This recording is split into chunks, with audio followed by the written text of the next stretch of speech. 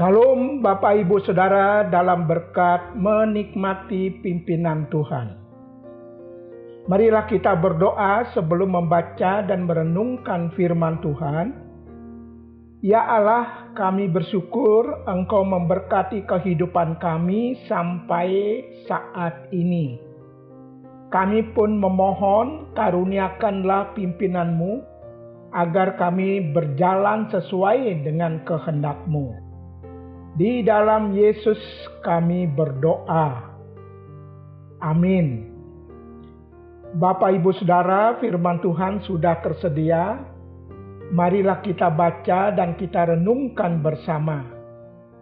Firman Tuhan yang tertulis dalam Kisah Para Rasul 12 ayat 24 sampai pasal 13 ayat 3.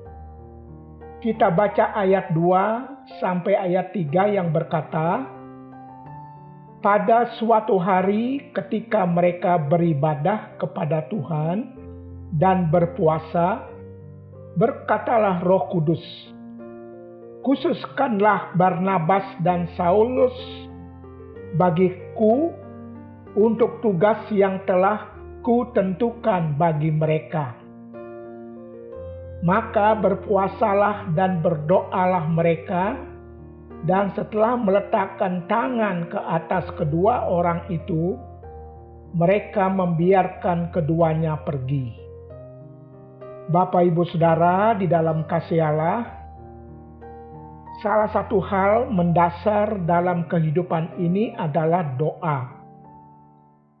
Doa dapat dilakukan di mana saja, tinggal mempertimbangkan caranya. Di setiap tempat dan kesempatan, kita bisa berdoa, tentu membutuhkan sikap arif dan bijaksana. Doa seringkali diartikan sebagai permohonan, pengharapan, permintaan, pujian kepada Allah. Namun ada juga yang mengartikan bahwa doa itu sebagai kesempatan berbicara kepada Allah, curhat kepada Allah. Doa dapat pula dipahami sebagai bagian dari setiap ibadah yang kita lakukan di hadapan Allah. Apapun definisinya, setiap kita pasti pernah berdoa dengan berbagai sikap dan cara. Bahkan sampai doa dirangkaikan dengan puasa. Karena adanya pergumulan yang sedemikian rupa yang dihadapi. Bapak Ibu Saudara dalam kasih Allah, beranikah kita mengakuinya bahwa ada kalanya kita berdoa, kita datang kepada Tuhan, kita berbicara kepada Tuhan, mencurahkan isi hati kita kepada Tuhan, semata-mata karena ada maunya kita, karena ada perlunya kita. Bagian firman Tuhan yang kita baca mengisahkan kehidupan ibadah jemaat mula-mula, jemaat perdana, dirangkaikan dengan kehidupan mereka dalam doa. Mereka rutin beribadah, mereka rutin berdoa, tidak sekedar karena ada maunya mereka, tetapi mereka beribadah, mereka berdoa, karena ingin rindu belajar kebenaran firman Tuhan. Mereka rindu menyembah dan lebih mengenal Tuhan yang mereka imani di dalam Yesus Kristus Tuhan. Di saat mereka beribadah, di saat mereka berdoa seperti itu, tak jarang Roh Tuhan menyatakan kehendaknya.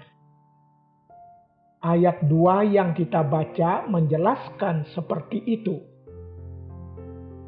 Umat Tuhan gemar beribadah. Gemar berdoa, Tuhan berkenan menyatakan pimpinannya. Umat terus hidup bergaul dengan Tuhan. Kehendaknya dinyatakan. Mazmur 25 ayat 14 berkata, Tuhan bergaul karib dengan orang yang takut akan Dia, dan perjanjiannya diberitahukannya kepada mereka. Inilah proses gayung bersambut. Umat Allah giat beribadah, giat berdoa, mencari Allah. Allah pun berkenan mendekat kepada umatnya, bahkan meneguhkan janji-janjinya, menyatakan kehendaknya. Bapak Ibu Saudara, dalam berkat kasih Allah, Barnabas dan Saulus, mereka bukan orang-orang istimewa, melebihi dari saudara-saudara mereka. Tetapi Tuhan berdaulat menyatakan kehendaknya. Yang harus dimengerti oleh umat Allah ialah Allah berkenan menyatakan kehendaknya kepada umatnya yang mencintai ibadah dan doa. Bapak Ibu Saudara, dalam kasih Allah, di masa-masa sulit saat ini, marilah terus belajar semakin mengenal Allah yang kita imani di dalam Yesus Kristus Tuhan, melalui cinta kita akan ibadah dan cinta kita akan doa-doa kita kepadanya. Kiranya kita tidak diombang-ambingkan oleh godaan dunia ini, tetapi kita akan semakin merasakan pimpinannya dan kehendaknya. Biarlah Tuhan memberkati kita. Amin. Marilah kita berdoa.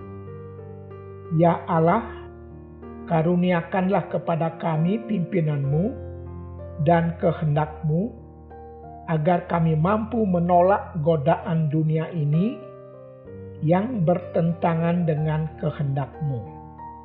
Di dalam Tuhan Yesus kami berdoa. Amin.